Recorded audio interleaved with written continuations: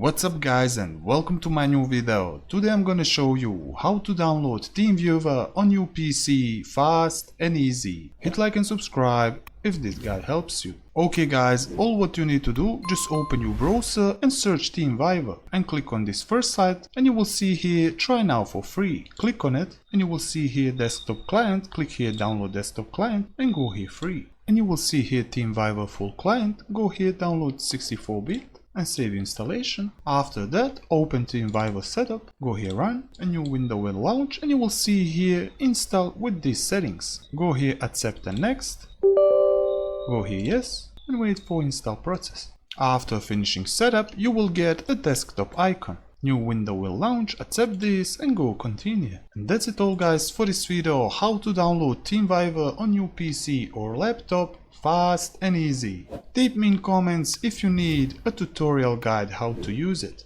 I see you in the next video and bye guys.